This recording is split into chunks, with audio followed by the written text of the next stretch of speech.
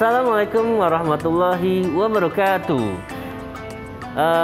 Di sore yang cerah ini, mendekati beduk maghrib, Pak Dani, kita buka masker aja. Nah, saya dan Pak Dani akan memberikan satu konten selama 30 hari ke depan nanti tentang materi-materi yang akan diceritakan oleh Pak Dani. Yang pasti Pak Dani, kita akan ngebahas tentang histori puasa.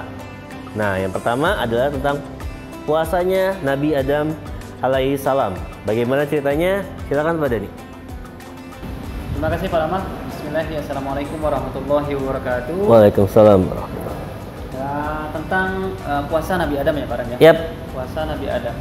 Basically ada di dalam surat Al-Baqarah ayat 183. A'udzubillahi minasyaitonirrajim. Bismillahirrahmanirrahim.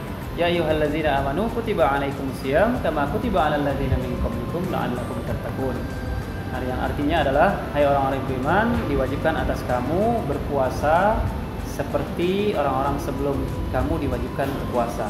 Agar apa? Agar kita menjadi orang-orang yang bertakwa pada akhirnya. Kali ini sedikit unik ya, puasa Nabi Adam. Mungkin kita jarang mendengarkan puasa Nabi Adam. Tapi kalau kita melihat dari historinya ini bisa jadi diambil dari cerita-cerita turun-temurun. Nah, yang kalau kita kenal dengan nama istilahnya dalam agama, cerita Israiliyat. Oke. Yang turun-temurun. Tapi ada juga yang mengatakan bahwasannya ini adalah dari ulama-ulama sedikit ada benarnya. Di dalam hadis juga ada cerita tentang puasa Nabi Adam. Kalau yang saya tangkap sepengetahuan saya, bahwasannya puasa Nabi Adam itu ada tiga. Ada tiga. Yang pertama, Nabi Adam ini kan hidup di dua alam. Pertama kali hidupnya di surga, yaitu ketika Allah menciptakan Nabi Adam dengan tangannya sendiri, kemudian diolah, akhirnya terciptalah Nabi Adam. Nah, puasa yang pertama yang menurut saya Pak Ram, yaitu puasa Nabi Adam ketika Nabi Adam disuruh untuk hidup semaunya di surga kecuali tidak mendekati pohon kuldi. Itu ada di dalam surat Al-Baqarah ayat 35 dan Al-A'raf ayat 19. Cerita itu jelas sekali di sana. Bahwasannya Nabi Adam disuruh untuk berbuat apapun di surga, tapi tidak boleh mendekati satu pohon, yaitu pohon kuldi. Yang pada akhirnya Nabi Adam setelah mendekati pohon itu bukan saja mendekati, tapi dia memakan buahnya. Padahal itu adalah larangan. Jadi ada perintah untuk berbuat semaunya, tapi ada larangan jangan dekati pohon kuldi. Nah, larangan itulah yang dinamakan dengan puasa. Jadi menahan. Puasa itu kan imsak. Imsak itu menahan, tidak melakukan makan. Ya, pada dasarnya itu awal asal puasa.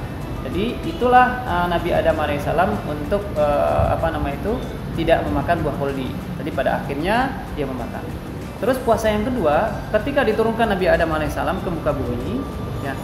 Jadi Nabi Adam turun ke bumi, terpisah dengan Siti Hawa. Siti Hawa berada di kota Mekah, tepatnya di Jabal Rahmah itu. Kemudian Nabi Adam di semenanjung India. Nah, ketika itu Nabi Adam bertobat dan dia berpuasa selama 3 hari berturut-turut. Nah, puasa ini yang dinamakan dengan puasa Ayyamul Bid, puasa 3 hari berturut-turut selama bulan Hijriah. Selama dalam satu bulan itu. Dalam satu bulan. 13, 14, 15. Gitu. Terus puasa yang ketiga adalah yaitu ketika perjumpaan Nabi Adam alaihissalam dengan Siti Hawa di Jabal Rahmah. Ketika itu Nabi Adam tepat waktu itu di 10 Asyura. Yang kita kenal dengan puasa 10 Asyura. Yang diikuti oleh kaum Yahudi Bani Israel, menjadi tradisi gitu.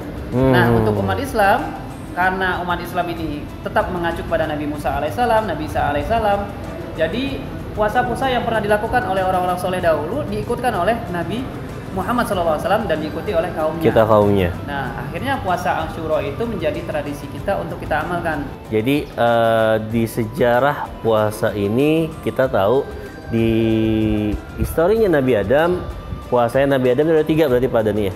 Yang pertama pada saat larangan memakan buah kuldi, yang kedua pada saat dia diturunkan ke muka bumi, lalu yang ketiga adalah saat bertemu dengan Siti Hawa. Nah, dari histori puasa Nabi Adam ini Pak Dani, apa sih yang bisa kita ambil hikmahnya buat kita sebagai umat muslim di zamannya Nabi Muhammad sekarang, dan ya untuk anak-anak muda sekarang itu apa sih makna yang kita bisa ambil dari tiga puasa Nabi Adam ini? Kalau untuk maknanya sangat besar ya. Puasa ini adalah salah satu untuk menurunkan nafsu, hawa nafsu. Puasa Nabi Adam ini adalah puasa yang terbaik yang diamalkan oleh Rasulullah SAW. Salah satunya yaitu puasa Ayyamul Bid. Ayyamul 3 hari. Bid ini pahalanya luar biasa. Jadi kalau kita puasa di 3 hari ini sama pahalanya seperti 10 hari puasa. Berarti 1 bulan itu ada 30 hari. Kalau kita puasa 3 hari berarti sama kita seperti puasa sebulan penuh. Sebulan penuh, gitu ya. Berarti kalau kita setiap bulannya berpuasa dengan kondisi itu normal, istiqomah gitu ya, maka seperti setahun kita puasa, ditambah Ramadan yang 30 hari. Hikmahnya apa? Hikmahnya kita dapat pahala satu. Yang kedua, kondisi tubuh kita normal. Yang idealnya kita harusnya makan setiap hari, dipaksakan untuk bergerak terus, organ tubuh kita ini tidak ada sama sekali istirahat, maka dipaksa dianjurkan untuk disunahkan mengistirahatkannya dengan puasa. Adapun yang Asyura adalah, saya tidak banyak bicara tentang Asyura karena ini adalah setahun sekali, cuma sekali. Kita hanya dianjurkan untuk mengamalkannya saja. Mengamalkannya itu dia sunnah. Ketika sunnah berarti kalau kita kerjakan berpahala, kalau ditinggalkan sayang. Gitu. Nah, berarti Padan di hari pertama puasa ini mendekati beduk maghrib, kita tahu nih betapa makna terbesar dari sebuah perintah untuk berpuasa. Terlebih sebelum Nabi Muhammad, nabi-nabi sebelumnya sudah diperintahkan untuk berpuasa. Jangan pernah meninggalkan hal-hal yang sunnah, terutama di bulan Ramadan sekarang. Lebih baik kita mengamalkan yang sunnah dan juga yang wajib. Mungkin itu aja pada nih ya. Nah, besok di hari kedua kita akan punya materi bahasa yang lebih seru lagi. Tunggu aja besok di channel YouTube kita seperti biasa. Sekian dari saya Pak Rama dan Pak Dani. Wassalamualaikum warahmatullahi wabarakatuh. Waalaikumsalam.